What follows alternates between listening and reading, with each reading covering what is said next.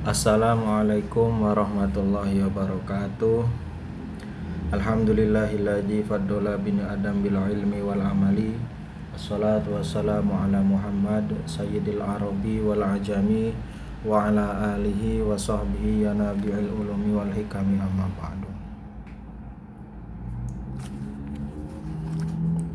Qala al-mu'allif rahimallahu ta'ala nafa'na bihi wa bi ulumihi wa amadana fi asrarihi wa adana min barakatihi fid darani amin.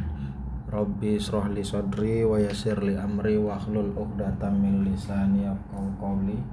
Rabbi zidna ilman warzuqna fahman amin ya rabbal alamin. Kita kembali lagi pada pembelajaran membaca kitab Safinatun Najah. Kali ini kita sudah masuk pada perkara-perkara yang membatalkan wudhu. Pada pertemuan sebelumnya kita sudah tahu apa saja sih syarat-syarat dalam berwudhu. Nah, jumlahnya ada 10. Nah, syarat-syarat itulah yang kemudian menjadi pakem dasar, menjadi pijakan dasar untuk kita melakukan wudhu. Lantas kalau kita sudah tahu syarat-syarat yang dalam berwudhu, pasti kita akan masuki apa saja yang membatalkan wudhu. Nah, apa saja yang membatalkan wudhu pada pertemuan ini kita akan lebih masuk ke dalam tentang perkara-perkara dalam berwudhu. Sebelum itu mari kita baca kitabnya sama-sama. Faslun nawaqidul wudu'i arba'atu asyara. Al-awwalu al-khariju min ahadis sabilaini min kubulin au duburin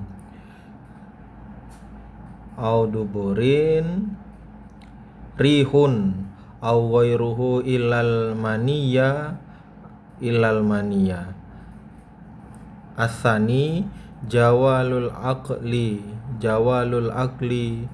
binaumin au ghairihi illa nauma qaidin mumakkinin maq'adahu minal ardi. Asalisu iltiqa'u basarata rajulin wa imra'atin kabiraini ajnabiyani min ghairi ha'ilin arbi'u masu kubulil adamiyyi au halqati duburihi bibatnir rohati au butunil asabi. Faslun utawi ikilah fasol nawaqidul wudu'i utawi pira-pira kang rusak maring wudu. Arba'atu asya iku papat pira-pira perkara. Jadi ada 4 perkara yang dapat membatalkan wudu. Yang pertama al-awwalu utawi kang dihin. Al-khariju min ahadin sabilaini utawi kang dihin iku perkara kang metu saking salah sijine sabilaini dalan loro. Jadi apabila keluar sesuatu dari salah satu kemaluan. Jadi keluar salah satu, kan kemaluan tuh ada 2 lubang lah gitu ya. Keluar dari salah satu itu atau keluar barengan gitu ya, sama aja. Mingkubulin boyone sangking kubul. Seperti mingkubulin au duburin utawa sangking dubur. Nah, ini keluar dari 2 itu ya, kubul dan dubur. Rihun au ghairuhu metuntut utawi liyane entut. seperti angin atau lainnya, yaitu kentut gitu ya, atau kencing itu ya, sama kencing atau kentut gitu. Ilal mania kecuali yang keluar adalah air mani. Jadi kalau keluar air mani itu di sini tidak merusak wudhu ya, tapi harus mandi itu. Segala sesuatu yang keluar dari kemaluan depan atau kemaluan belakang, paham ya, kemaluan depan dan juga kemaluan belakang ini saya rasa tidak usah terlalu banyak saya explain, sudah sama-sama paham. Baik berupa angin, misalnya itu kentut tadi itu ya, atau kencing, benda lainnya, kecuali air mani. Kemaluan depan atau belakang itu adalah tempat keluarnya kotoran, teman-teman.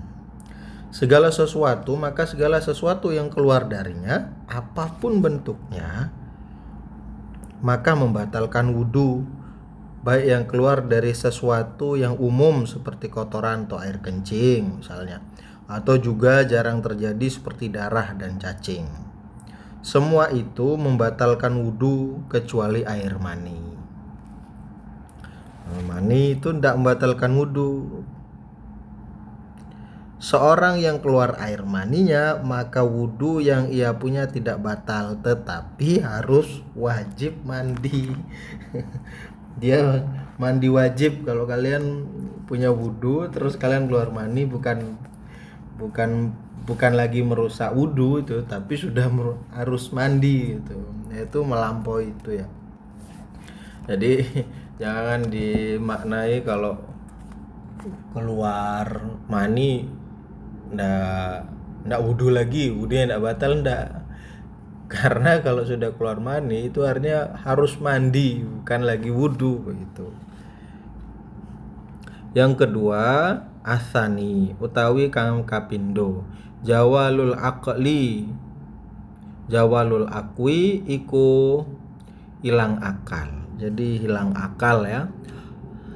Binaumin au ghairihi, sebab turu utawi liyane turu. Illa nauma angin turune wong kang lungguh. Illa nauma qaidin mumakinin, kang netepaken maq'adahu ing pelungguhan minal ardi saking bumi. Ini tulisannya kecil sekali ya, jadi saya agak meraba-raba bacanya nih. Saking ardi. Maksudnya bagaimana kalau yang ini? Ini kan asani utawi kang kapindo, jawalul akli hilangnya akal. Apa saja yang menyebabkan kita itu hilang akal, minimal di sini disebutkan sebabnya salah satu adalah tidur dan lain-lain. Misalnya kamu mabuk atau apa, itu hilang akal juga itu. Kecuali tidur tuh ila nauma qaidin, angin turune wong kang lungguh, kecuali tidur dalam keadaan duduk. Lalu kamu kalau tidur di majelis gitu ya, maq'aduhu ing pelungguhane saking bumi, kang netepaken pelungguhane saking bumi, yang merapatkan punggung dan pantatnya dengan tempat duduknya sehingga yakin tidak keluar angin sewaktu tidur tersebut. Ini misalnya kan kita itu seringkali misalnya di Jumatan itu ya, kan waktu terbaik untuk kita tidur itu adalah waktu mendengar khutbah. Itu sebaik-baiknya tempat. Waktu prime time tuh biasanya tuh kita akan tidur waktu khutbah itu. Apalagi khutbahnya itu misalnya kita tidak paham gitu, jauh sekali dengan kehidupan kita. Atau yang kedua, khotibnya sibuk sendiri, ngomongin apa kita tidak tune in ke situ. Atau kadang juga ada khotib yang tidak proper saja begitu, atau kita yang tidak cerdas juga.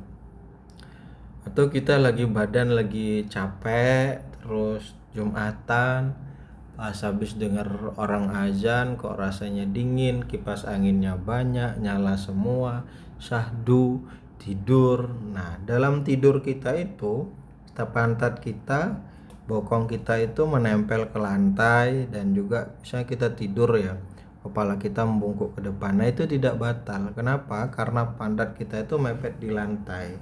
Adapun yang digaris bawahi dalam tidur di majelis ini artinya adalah kita mengunci untuk tidak kentut, begitu maksudnya.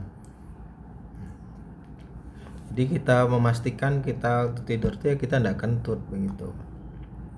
Lalu paham ya sampai di sini, saya rasa ini standar-standar masih. Asalisu utawi kang kaping telu, iltiqau iku tetemune kulit. Basarota ini basarota, jadi ketemunya dua kulit. Laki-laki rojulun wong lanang, wamroatin lan wong wadon. Pertemunya dua kulit, laki-laki dan perempuan. Ini ya, wamroati kabiro ini kang yang tidak muhrim maksudnya ini ya. Aznabia tur kang liyane min ghairi saking ora nganggo aling-aling. Jadi bertemunya itu maksudnya bersentuhan antara kulit, misalnya kulit kita sama perempuan yang bukan muhrim dalam keadaan tanpa penghalang antara kedua kulit tersebut. Misalnya ini bisa kita jumpai pada para pendakwa, itu biasanya mereka yang mau salaman, suami istri lah di rumah, setelah habis sholat berjamaah gitu ya, biasanya salamannya pakai mukenah gitu ya. Jadi ada pembatasnya. Nah, pembatas ini penting supaya tidak batal wudhu tadi itu.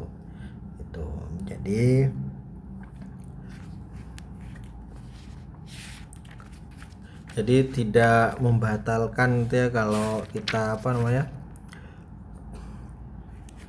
bertemunya dua kulit antara laki-laki dan perempuan tadi yang telah menginjak dewasa, sudah balik ya, tandanya itu balik, yang tidak ada hubungan mahram tanpa penghalang. Mahram itu orang yang haram dinikahi seperti saudara kandung. Bersentuhan kulit laki-laki dan perempuan tidak serta-merta membatalkan wudhu, tetapi bersentuhan yang membatalkan adalah yang memenuhi 5 persyaratan. 1. Berbeda jenis. Jika yang bersentuhan kulit adalah orang-orang yang sejenis, laki-laki dan laki-laki, atau perempuan dengan perempuan, maka halnya tersebut tidak membatalkan wudhu. Kamu sama bapakmu atau ibu sama adik perempuan itu ya, kalau saudara ya tidak batal. Kamu bapak sama kamu, tapi kalau bapak sama ibu itu batal karena bukan muhrim begitu ya. Bersentuhannya sama-sama dengan kulit, termasuk kulit adalah gusi dan lidah. Sedangkan rambut, gigi, gusi tidak termasuk dalam kategori kulit, sehingga tidak batal wudunya jika yang disentuh adalah bagian-bagian tersebut. Nah, itu ya cukup kita ketahui, tapi kan tidak mungkin juga gigi, gusi ya. Bersentuhan tanpa penghalang. Jika bersentuhan tetapi ada penghalang meski tipis, nah itu tidak batal. Sama-sama sudah besar atau dewasa atau balik. Artinya kedua orang yang bersentuhan adalah orang-orang yang sama-sama besar. Meskipun kedua orang bersentuhan belum menginjak usia balik, orang yang dianggap besar yaitu orang yang secara umum telah mencapai batasan syahwat, sekiranya jika ada seorang yang berwatak sehat melihat maka ia syahwat gitu ya. Keduanya tidak ada hubungan mahram. Mahram adalah orang yang haram atau tidak boleh dinikahi tadi ya. Lalu keempat adalah ar-rabi'u utawi kang kaping papat, Masu kubuli iku, kubulin ini orang yang menyentuh kemaluan ya. Kubul adami putune Adam, dirinya sendiri misalnya, au halkohi utawi nyampuk menyampak bunder ya.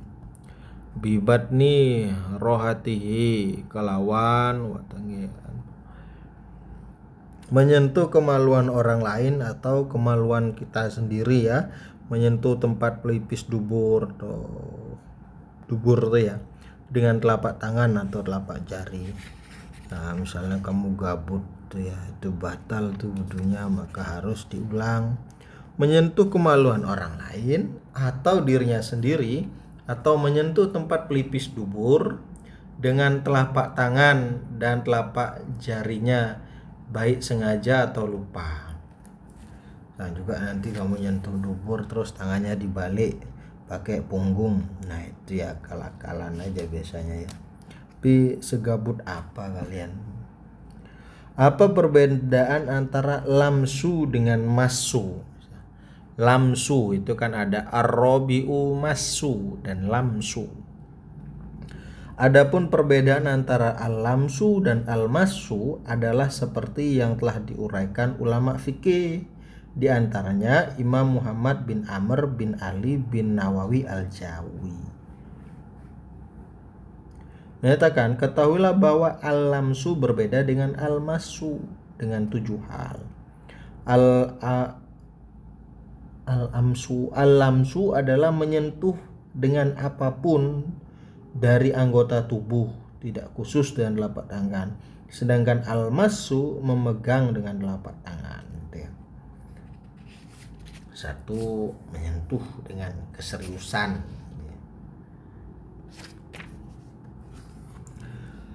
Laki-laki atau perempuan bila menyentuh kulit waria, ini aneh lagi nih, kulit waria atau banci secara langsung, apakah bisa membatalkan wudhu atau tidak?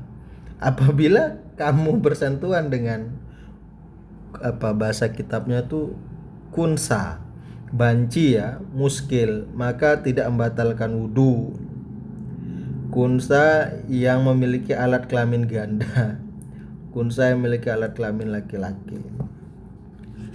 Kamu kadang-kadang segabut apa sih kita itu habis wudhu kok pegangan sama waria, itu juga ya kadang-kadang ya begitulah, harus kita pahami ya secara bersama-sama. Untuk tadi yang pertama kita telah belajar perkara yang membatalkan wudhu ada 4. Apabila keluar sesuatu dari salah satu kemaluan seperti angin dan lainnya kecuali air mani, kalau air mani itu sudah wajib mandi. Hilang akal sebab 2, hilang akal sebab tidur. Keluar sesuatu dari salah satu,